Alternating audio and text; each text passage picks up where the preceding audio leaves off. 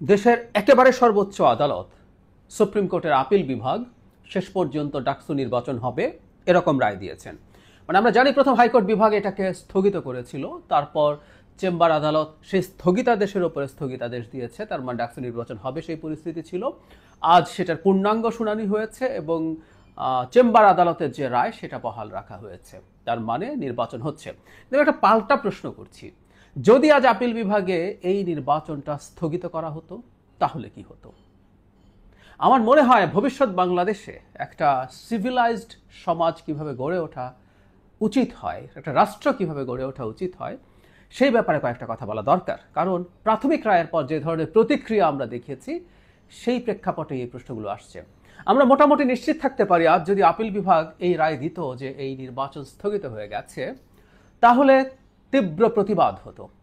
আমি মনে করি একটা অংশ যারা নির্বাচনটা হতেই হবে মনে করেন, তারা বা তাদের মধ্যেও যারা যারা মনে করেন যে না এটার বিরুদ্ধে কঠোরভাবে দাঁড়ানো দরকার, তারা দাঁড়াতেন। মিছিল স্লোগান হতে পারত, সমাবেশ হতে পারত, সোশ্যাল মিডিয়ায় তো নানা কথাবার্তা হতোই। কারণ হাইকোর্টের রায়ের পর আমরা দেখেছি আদালতকে নিয়ে নানা রকম নেগেটিভ কথা, হুমকি ধামকি দেয়া হয়েছে। এমনকি কেউ একজন এরকম একটা স্টেটাস দিয়েছেন, সেটা দেখলাম আবার অনেকে শেয়ার করছেন যে ডাকসু স্থগিত হবে না, প্রয়োজনে হাইকোর্ট স্থগিত হয়ে যাবে। মানে কথাগুলো কেন বলছি? আমরা শেখ হাসিনার সময় আদালত নিয়ে আমাদের খুবই ভয়ঙ্কর প্রশ্ন ছিল, কারণ ওখানে আদালত আদতে স্বাধীনভাবে কাজ করতে পারেনি, মানে বিশেষ করে উচ্চ আদালতও পারেনি। টেকনিক্যালি উচ্চ আদালত সরকারের অধীন না, সাংবিধানিকভাবেই নিম্ন আদালত সেটা, যদিও একটা যুগান্তকারী পদক্ষেপ হতে যাচ্ছে, নিম্ন আদালত পৃথক হবে, সেটা নিয়ে কথা বলবো পরে। তো উচ্চ আদালত আসলে কার্যত সরকারের নিয়ন্ত্রণে ছিল। এটা একটু এদিক সেদিক হওয়ার কারণে আমাদের মনে আছে প্রধান বিচারপতি এস.কে. সিনহাকে রীতিমতো গান পয়েন্টে দেশ থেকে বহিষ্কার করেছিল আওয়ামী লীগ সরকার। এরপর থেকে আমি ধারণা করি কেউ আর শেখ হাসিনার বিরুদ্ধে যাবে সেই চিন্তা করে নাই, এবং বেছে বেছে আবার একেবারে মেরুদণ্ডহীন লোকজনকে বিচারক নিয়োগ করা হতো, তাদের মধ্যে থেকে প্রধান বিচারপতি হতো।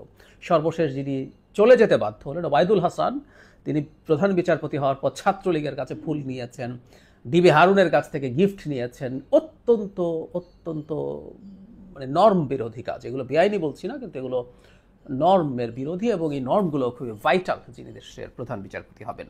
তো যাই হোক, তার পরবর্তী সময় এখন আমাদের না আসলে আদালত মেনে নেওয়া শিখতে হবে আস্তে আস্তে।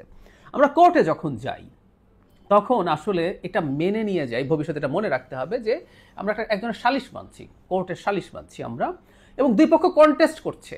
কেউ একজন যদি বলে যে আমি কোর্ট মানি না, কন্টেস্ট করবো না, সেটা একটা দিক, কিন্তু দুই পক্ষ যখন কন্টেস্ট করে তারা আসলে আদালতের সালিশ মেনে নেয়, এবং সেটার যে রায় হবে সেই রায় অনিবার্যভাবেই একটা পক্ষে যাবে।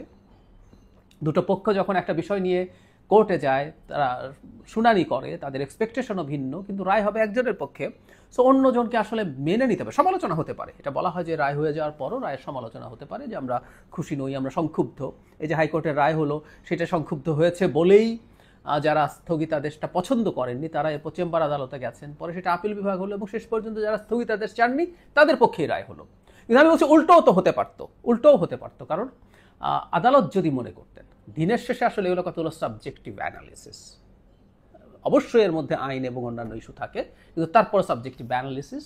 কারণ হলো এটা বিচারপতিরা তাদের মতো করে সিদ্ধান্ত নেন, তার সামনে উপস্থাপিত যেসব যুক্তিতর্ক আছে সেগুলোর ভিত্তিতে, এবং এটা ভ্যারি করতে পারে। তো যদি সেটা হতো, সেটা আসলে মেনে নেওয়া উচিত হতো। পছন্দ হতো না অনেকের এই ডাকসু নির্বাচন নিয়ে অনেক প্রস্তুতি ছিল, অনেক উচ্চাশা ছিল, অনেক প্রত্যাশা ছিল। সেটা যখন কার্যকর হবে না, সেটা যখন ধ্বংস হতে দেখবেন, হতাশা আসবে। কিন্তু সেই হতাশার মধ্যেও মাথায় রাখতে হবে আমরা একটা সিভিলাইজড দেশ তৈরি করতে চাই, আমরা একটা রাষ্ট্র গঠন করতে চাই যেখানে একটা স্বাধীন বিচার বিভাগ আছে। সেই বিচার বিভাগ সর্বশেষ যে রায় আসবে, আপিল বিভাগ সর্বশেষ রায়, সেই রায়টা যদি আমার পক্ষে নাও যায়, আমার অসন্তুষ্টির পরও আমি সমালোচনাও করতে পারি, কিন্তু সেটা অ্যাকসেপ্ট করব, এবং সেটার ভিত্তিতে আমি এমন মন্তব্য করব না যেটা আদালতকে তুচ্ছ তাচ্ছিল্য করে, যেটা আদালতের ইন্টিগ্রিটি নষ্ট করে, অথবা এমন কোনো কর্মসূচি দেব না যেটা আদালতকে আসলে খুব স্ট্রংলি বাতিল করার প্রবণতা আছে বা খারিজ করার প্রবণতা আছে।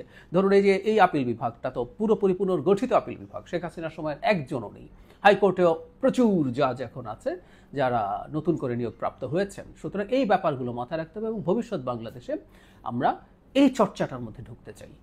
বটম লাইন, আমরা যখন কোর্টে যাই, কোর্টে সালিস যখন মেনে নিতে যাই তখন আসলে আমরা এটাও মেনে যাই যে আমরা উনি যা বলবেন শেষ পর্যন্ত সেটা যতটুকু প্রসিডিউরাল স্টেপস আছে, নিম্ন আদালতে যদি যাই কোনো কারণে নিম্ন আদালতের রায় পছন্দ হলো না, আমি হাইকোর্টে গেলাম, হাইকোর্ট পছন্দ হলো না, আমি আপিল বিভাগে গেলাম, ইভেন আপিল বিভাগ পছন্দ না হলে একটা রিভিউ করার সুযোগ থাকে, সেটা করলাম। মানে এই প্রসেসের মধ্যে দিয়ে যাব এবং আমরা আস্তে আস্তে আদালতকে অ্যাগ্রি করতে শিখবো, নিজের খারাপ লাগলে অ্যাগ্রি করতে শিখবো, নাহলে একটা গণতান্ত্রিক দেশ আসলে গড়ে তোলা যাবে না।